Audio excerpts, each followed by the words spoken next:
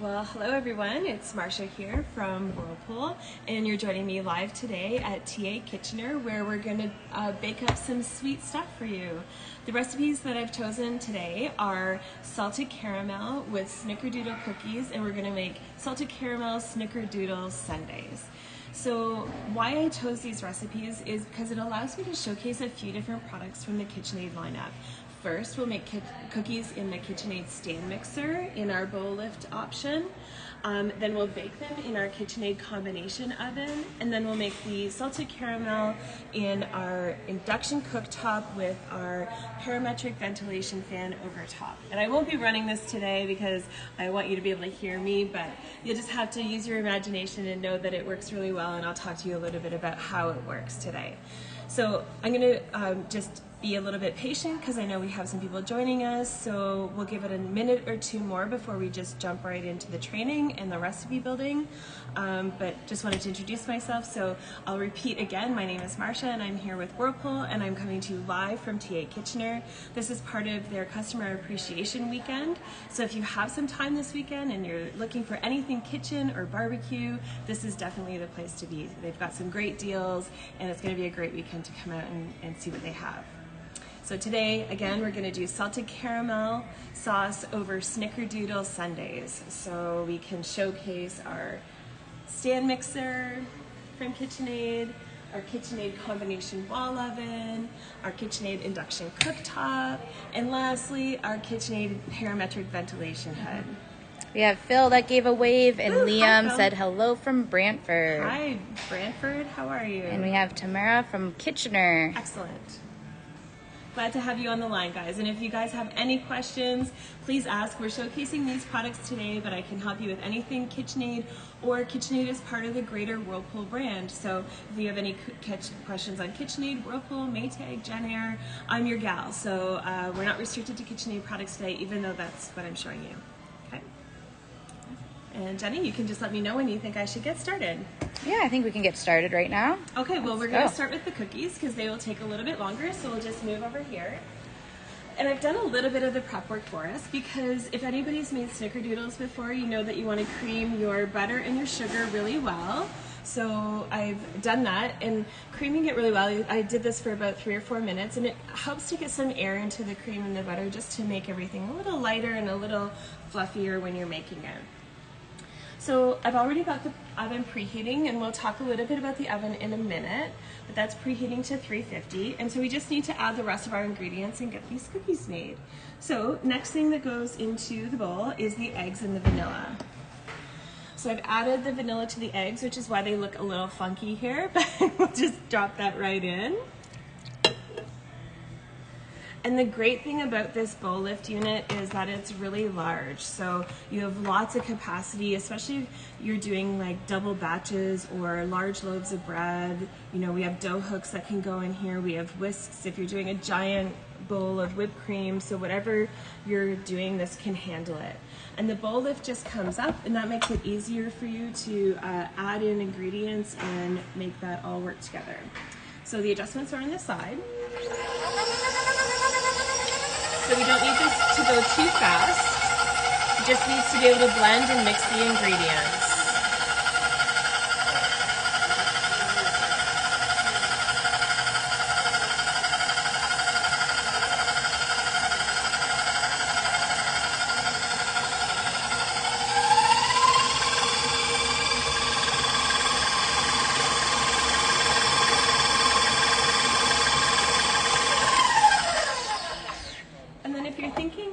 Maybe there's some stuff stuck to the side. Again, the bowl lift option really allows you a lot of room to maneuver in here and to get your spatula in and make sure you push down the sides so that everything gets mixed really well. This does a really good job of getting right down to the bottom. You'll actually see that in a second here. I'll get Jenna to get right in there when I start this up again. So if there was no stuff in here, you would actually see that this paddle gets all the way down to the bottom of the stand mixer bowl, and really make sure that everything's really well incorporated.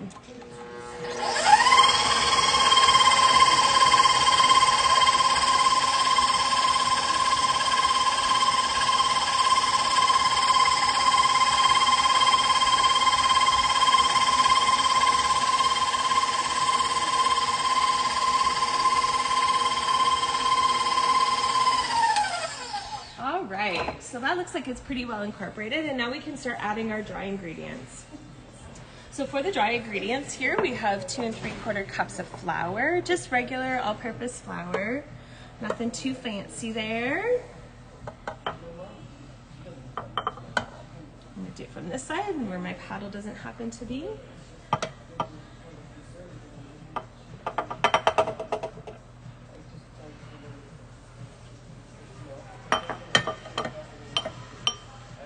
There you go. And then I'm also going to add in the baking soda. Look, I got all fancy for you guys today and have these little bowls for you and everything, made everything separate. And then we also have cream of tartar. Cream of tartar is one of those ingredients that will help you to get lift and airiness in your baking. I find that it's not used as often as it should be because it's a really great ingredient. So those are all your dry ingredients plus a little bit of salt. Salt just brings out all the natural flavors of everything else you've put in there. So once you have all that in, again, you just want to mix till everything's incorporated.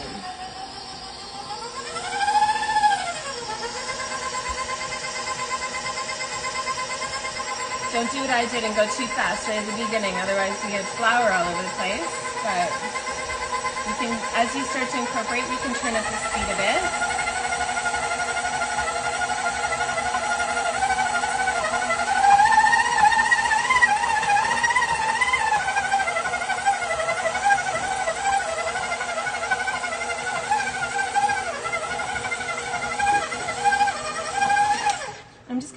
So Jenna can show you right in there. You can see that even though I haven't been using the spatula and pushing down the sides, the paddle does such a great job of getting all around the sides and the edge of this bowl. There's almost no raw flour that you can see there.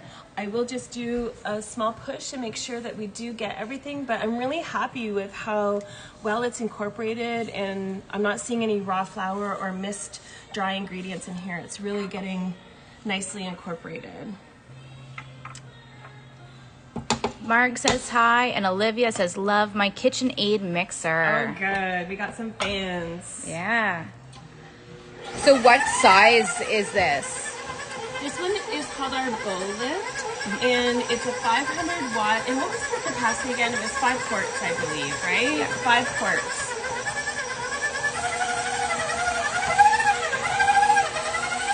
So to give you an idea, this is a single cookie dough recipe, and it's designed to make about 24 cookies, which is about standard.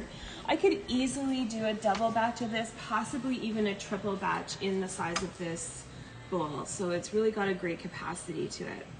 So that's really all there is to the cookies themselves. So from here, I'm just going to do a quick hand wash because I'm going to roll up these cookies by hand, and then I'm also going to try to feed them to people, so it's probably good that I wash my hands.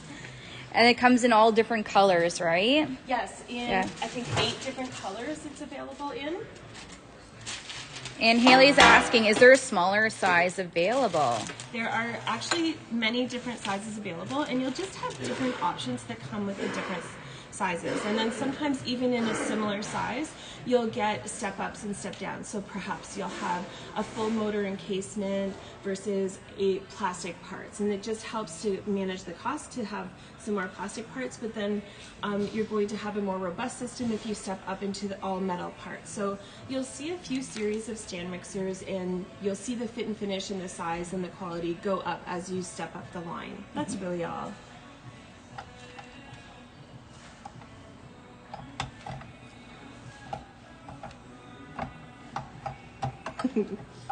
And then you got to get it right here because I'm doing it backwards. So let's see if I can get this right here.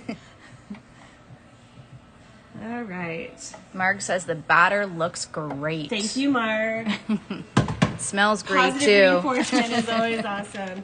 So with snickerdoodles, of course, the really cool thing about them is that they're wrapped up in cinnamon sugar. So best way to do that is just drop them in, give them a little roll.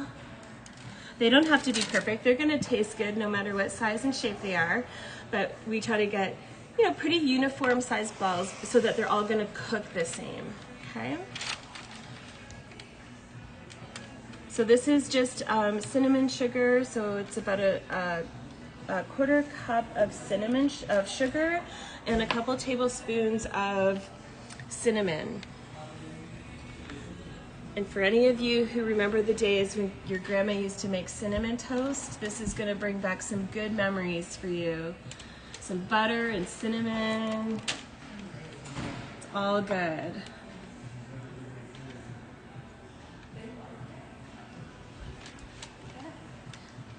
So today we're going to be using the KitchenAid built-in wall oven, and this one happens to be a combination unit.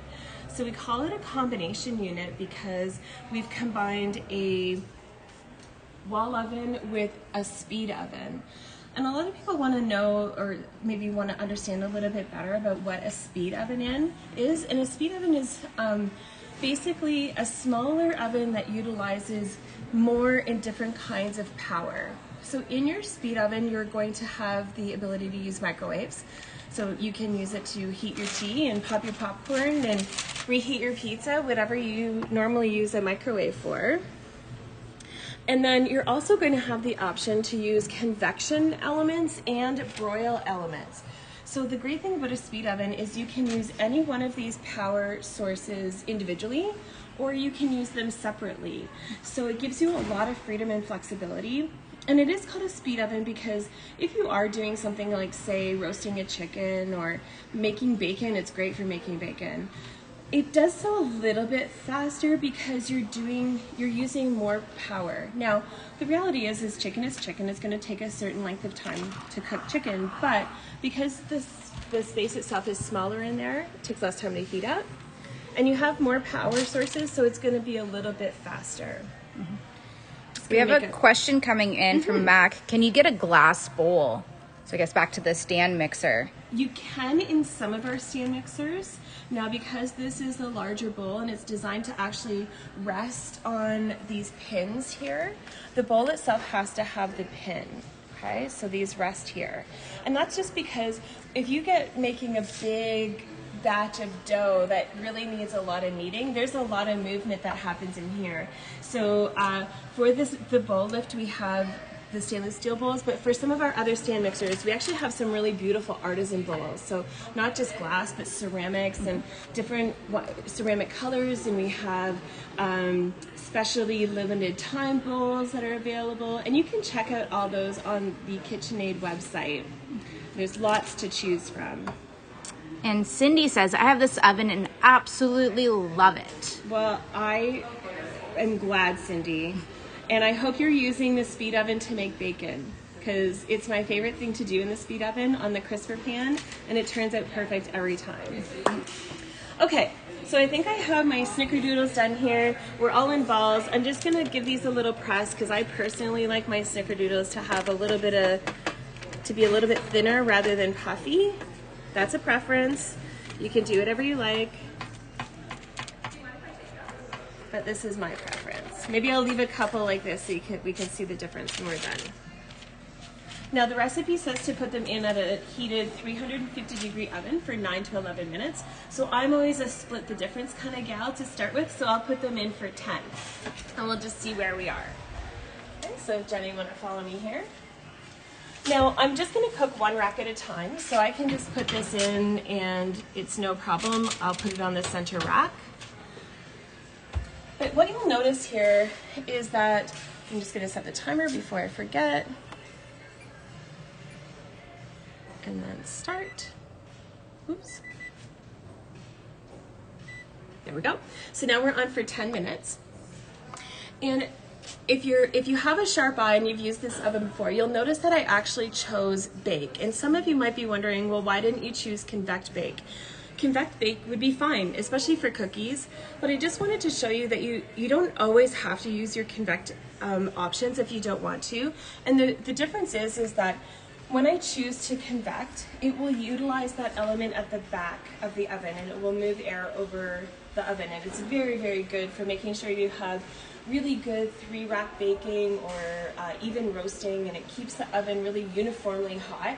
But there's a lot of baking, and not specifically cookies, but there's some baking options that you don't want air moving over your baking, right? So I'm thinking cheesecakes or pumpkin pies or something like that, where sometimes some air movement over those types of products will cause cracking. So I just chose today to use just the thermal options, just so you could see that you can use whatever you want. You're not required to use convection elements just because it's there. Okay. And a lot of times people use convection because it's a little bit faster, it's a little bit hotter. But the fact is that for baking is a lot more about science than it is about art, right? So while you can play around a little bit with how they look or ingredients and stuff like that, cookies need 10 minutes, right? Like there's no real getting around that. Where you see some time savings or some different effects of convection cooking is more in a roast that takes longer. It can be shortened with using convection options. So baking, not so much. Baking is more science than art. Cooking is more art than science. So that's my words of wisdom for the day, in case anyone was wondering. So we have these models available. So I'm showing you the combination unit now, but we do have them available in a single oven or a double oven if you didn't want this speed oven here. But I really love the versatility of this speed oven, being able to use it as a microwave. So you can see here's my microwave options. You can use it as an oven. You can bake a cake. You can roast a chicken. You can do bacon, as I mentioned, and lots of other great things. So it gives you a lot of great options. We're showing it in the stainless steel today, but you also have, or in the black stainless steel today, but you also have it available in the stainless steel as well. This is a 30-inch oven, but again, as an option, it comes in the 27-inch as well. So depending on what the setup of your kitchen is and what space you need, there's some options there. Okay. Any questions online about the wall oven or stand mixer so far? Pete says, can you reheat a cup of coffee in the speed oven? You sure can. So it's definitely tall enough. We've got lots of room in here. It's, I believe, 1.9 cubic feet of space. We've got the turntable if you want it, but the turntable can be removed. And then all you would do is use your microwave options, and then you're good to go. You can hit reheat. And you can either do a meal, you can do a casserole. It's going to scroll through some options. So 3 is beverage. It's going to ask 1 or 2, and you can just hit 1. And then off you go. You can put it in, hit start, and your tea is going to be reheated. Amazing.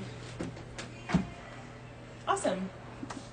Okay, so if Jen wants to join me on this side, I'm going to start on our salted caramel sauce. Now, the reason I chose to do salted caramel with you guys today is because I wanted to showcase what induction can do besides boil things really fast. I think a lot of times when we think induction, we think about how fast it is and how quick it boils your pasta water, your potato water, whatever it is.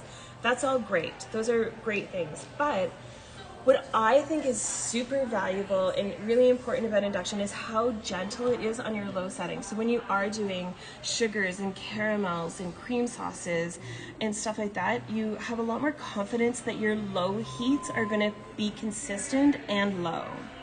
So all I have to do with this is I start the option by turning on the power. And then I'm going to use this element today, so I tell it I'm using that element. And I want to get the sugar going. So initially I'm going to start at about a medium heat, because to make caramel, what you need to do is you need to melt your sugar, and you need to let it brown a little bit.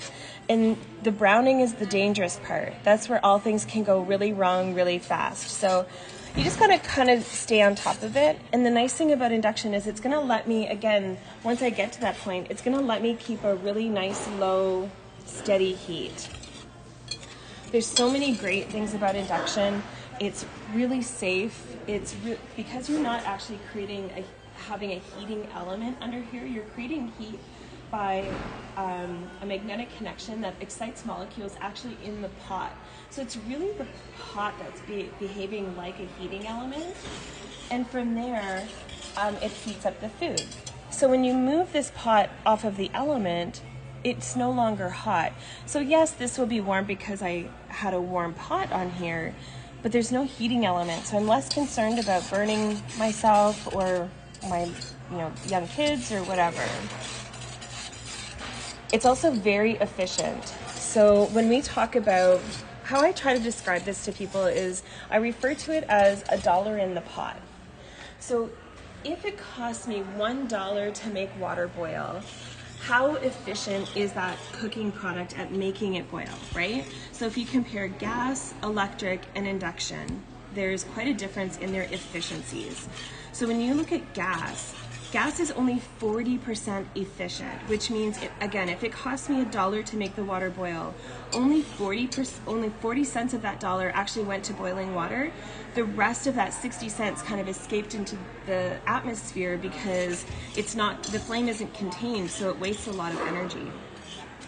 Electric, like an electric cooktop, is about 68% efficient, so 68 cents of that dollar is making water boil, the rest is escaping into the universe.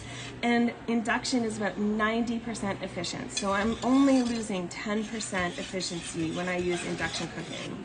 And that's different from how much it costs to buy electricity or to buy gas. This is an efficiency equation, which I think a lot of people are really becoming interested in thinking about, that, you know, maybe electricity costs me a little bit more to use in my home, but if my product is more efficient at using that money, then that's a good thing. Paige is asking, how long does it take to boil water on induction? So the boil times will be variable depending on the temperature of the water that you start with and the size of the pan and the power of the burner, but it always beats gas. Can I say that? And I would say that it's typically about a 90-second boil. That's a general average. So another thing to talk about is cookware, because a lot of people feel like cookware is a barrier for induction, but you'd be surprised at how many people already have induction ready cookware. And to check, all you have to do is look at the bottom of your pot. It will often have a little symbol that says it's induction ready, or you can stick a magnet to it, and if it sticks, then it's compatible with induction. Cast iron is great because it has so much iron in it. And then lots of other cookware too will have different ways to make it induction compatible. So actually, Jenna has a really good example. So copper itself is not compatible with induction cookware, but you can see on the bottom that it has the induction symbol. That means that this manufacturer has put an induction plate in the bottom of that copper pot. So now the customer can kind of have best of both worlds, because copper is a great conductor of heat, so it really keeps the whole pan very evenly hot, which is why people like copper. But now they can put it on an induction element because they've put the induction ready plate in the bottom. So that's a really good option. Is there any special ways of cleaning the induction cooktop? It's really easy to clean. It's just your favorite glass cleaner. I mean, I'm kind of a fan of that new Dawn spray stuff that's out there. I thought it was a gimmick, but then I tried it and now I kind of love it. So, but anything, Windex, Mrs. Meyer's, any household spray. You don't need to use anything abrasive or with any sort of abrasiveness in it, because it is glass, right? Another advantage of the induction cooktop is that no element under here. If you boil water, I mean pasta water or potato water, because starch is a sugar, right? So when you boil that over, sugar and glass don't really mix well. The sugar will start to pit the glass after a while. So that's why when this doesn't have an element in it, it's going to look better for a lot longer, because that sugar is not going to pit the glass and create that sort of wear look after a while. So you can see here now that my sugar is starting to melt. I'm starting to get some clumping action, some melting action. Once this starts to melt, it's then going to start to brown, and that's where you get that beautiful caramel flavor, and it's also the danger zone. Trying not to burn it before it gets too brown. And I think the timer just went off. Oh, did it? Okay. I'm just gonna pause this for a second, and by pausing, I can just take that off, and the cooktop might beep at me for a minute because it's gonna say, "Whoa, what are you doing?"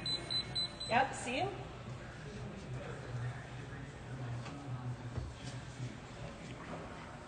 well, those are pretty good. I think I might need 1 or 2 more minutes. That smells incredible. So I'm just gonna set 2 more minutes because I think I like them a little bit more well done. So you heard the cooktop beeping at me, and that beeping was just to say, hey, you took this pot off, so now you need to re-engage this element because it won't continue to be on if there's not a pot on here anymore. Were you just dragging your finger along that? I was, yeah. You don't have to drag it. You can just press, or you can drag.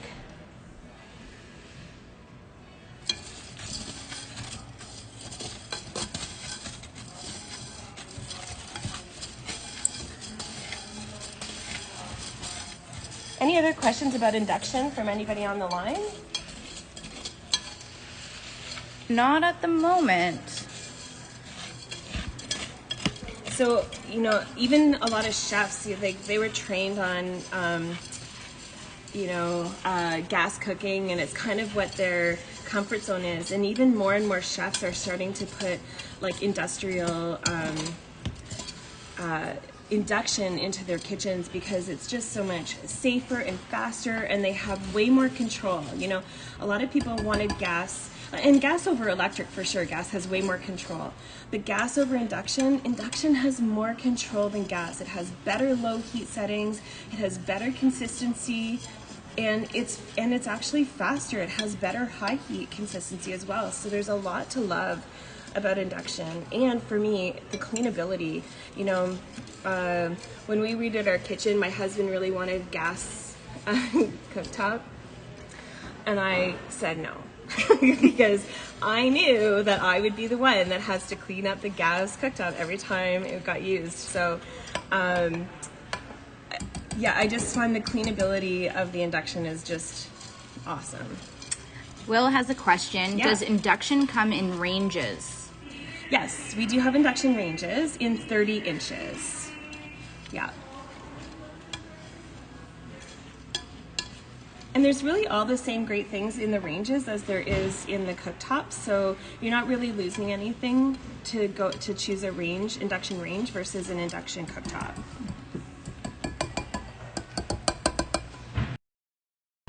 Again.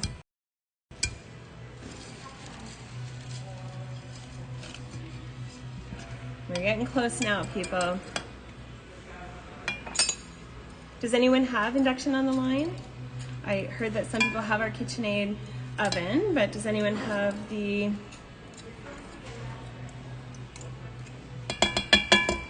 cooktop? Is anyone going out to get one? Because I can help you with that. And this is a great weekend to do it. If you weren't on the line when I was talking about it, it's customer appreciation at TA this weekend. So lots of great deals to be had, lots of great options for you to come down this weekend and check things out. Oh, you can see this is going now. And prizes too. And prizes. Well, now I want a prize. If you come down today and you hurry, you can get a Snickerdoodle salted caramel sundae made just for you. That sounds pretty good. Olivia says, I have induction, never going back to gas. Yeah.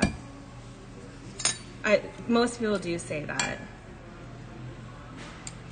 And it's funny, like I'm finding, you know, people make misconceptions about some of our more senior clients. Like they think that, you know, that maybe they wouldn't be interested in a new technology, but I find that some of my senior clients love this the most because they feel like it's really safe and it's easy to use and the cleanup is great and lots of it. So don't be afraid of new technology. It's easy to pick up on, very safe, easy to clean, efficient. Can't leave a burner on by accident, you know, like you're never gonna worry about somebody burning themselves. All right, now this is where the fun begins. We're gonna let it get nice and amber in color here.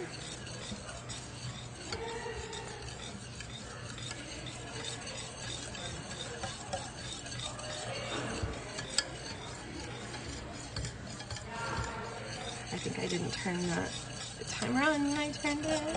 So I'm gonna go pull the cookies out just for a second. Pause for 1 second. I'm gonna take these cookies out because I think they are now done. I wish you guys could smell this. It smells amazing. I can confirm that. Basically smells like you're at Cinnabon, walking through the mall. So you can see the ones that I depressed just become a little bit more flattened, which is my preference. And then the ones that are puffy is the ones that I didn't depress with the spoon. Mm-hmm.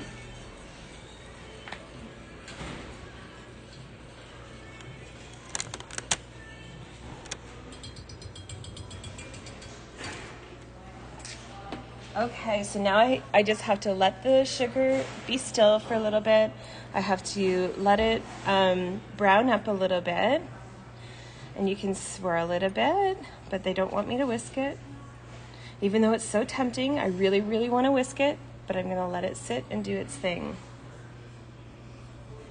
Will we be able to get a copy of this recipe? We Sure. can throw up on the blog? Sure I can, yeah, absolutely. The nice thing about this caramel sauce is that once you make it, you can put it in a jar and keep it in the fridge for a while. This makes a really nice Christmas present or, you know, a little birthday present.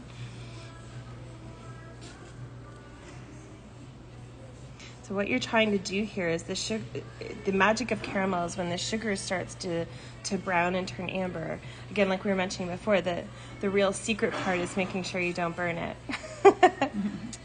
Phil says, wow, looks delicious. It smells good too. All right, I think I'm gonna call it. Yeah. I'm gonna turn it down a little. And I'm gonna add the butter. Now, this is the part we have to be careful about because it's gonna start to bubble up.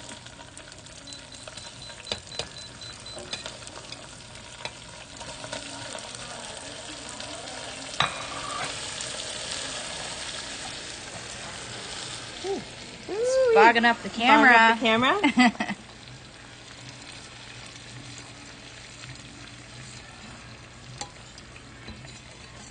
Oh my gosh, this looks so amazing.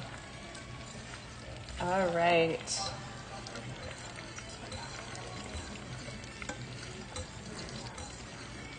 So you just stir in the butter until it's melted, and I think we're good. And then all that's left to do, I'm gonna turn the power off because we're totally done with this now. And we can move this over here. And I just wanted to just point out that, remember I said that it's not hot here? So yes, I had a hot pan there, so the glass is hot, but I'm not gonna burn myself. Oh my goodness. It's hot, but I'm not leaving any skin behind, right? So that's a really nice, again, safety feature.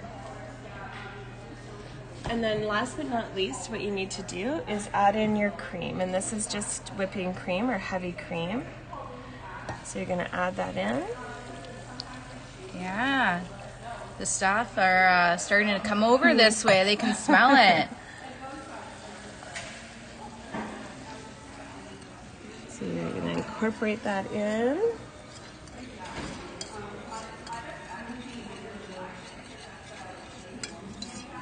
And you're just gonna whisk this up until it's nice and smooth.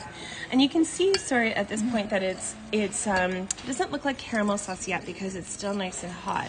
But as this cools and starts to cool down, it's gonna start to thicken as well. And like I said, you can put this in a jar or directly on your ice cream, depending on what you wanna do. But you can put this in a jar, you can keep it for, you know, a pretty significant length of time. What does it say here? It says it will keep in the refrigerator for about a month. So you have lots of opportunity to use up this. Do you think it'll last a month though? Oh yeah. Oh, last a month? Yeah. No. Yeah. Be good to eat for a month? Yes. Yes. Last a month? No. No. Yeah. Olivia said, wow, can't believe you can touch that surface right away after it's been used. Yeah. I was in shock too. like I wouldn't hang out there, but I could touch it. You can touch it, yeah. And that's just, you know, just a testament to the fact that, again, there's not an element there. So is it hot? Yes, it's very hot. I wouldn't recommend you touch it, but you can. So unlike other cooktops. Right. Unlike other cooktops, if there was an element here, I would have burned myself. Yeah. Right? I would have lost some skin. Okay, you can even see now that it's starting to really come together and look like, starting to thicken and look like a sauce. So this is where the salt comes in. So this is really to taste. So I'm going to start with, like I have 2 teaspoons in here, and I'm just going to start by adding about that much. And then once the sauce gets a little cooler, I'm going to try it and just see what I think. And from there you just add in your salt to taste. Some people like it really salty, some people just like a little hint of the salt, or none at all for that matter. If you don't like the salted caramel, you can keep it just regular caramel, and that is delicious too, I'm gonna say. Now I'm using just like I have sea salt here that I've ground, but if you want to get really fancy, you can get the nice flakes of salt, and then that actually adds like a really nice little texture, and you can like sprinkle that on top of whatever you're doing, and that gives you a really like maybe a slightly more subtle flavor and a little bit more texture in the salt as well. So my friends, this is your salted caramel. These are your snickerdoodles, and this is our KitchenAid Appliances. The only thing we didn't really talk about was this hood here, and this is our parametric venting hood. And I just want to talk a little bit about it. This one happens to be our island mount one, and an island mount just means that all 4 sides are finished, so that when you're installing it like this, where people can walk around it and see it, it just means that all of the sides are finished, so it looks good. If you're mounting it against the wall, of course the back side would be unfinished, and you could just do that. But what really is important about the parametric is the fact that it looks a little different underneath, right? Like normally we're used to seeing baffles or different kind of grates under here, and those are great, they work really well. The parametric works a little differently. Like when steam comes up, it's gonna kind of bounce against the ceiling and it's gonna bubble up, and then this acts like almost like a vacuum. And you know when you use a vacuum and you're doing a large area, you'll use a large attachment, right? But when you want to get really down into something and get a lot of suction, you actually create a smaller suction hole, right? You put an attachment that has a smaller suction end on it, and that's how parametric works. So the gas and the steam will bounce around, and once it gets here, it just zips right up into there because it's creating this super hard suction here for the ventilation for the smoke to go into. And then to clean it, you can just wipe it. It looks really nice, especially for the short people in the room that can actually see the underside of a hood. It looks really nice. And then to clean it, you just pop that open. You can clean the insides here, and then the baffles, they're not here right now, they're getting cleaned, but they can be just popped out and cleaned in the sink or the dishwasher. Just pop that closed, and Bob's your uncle.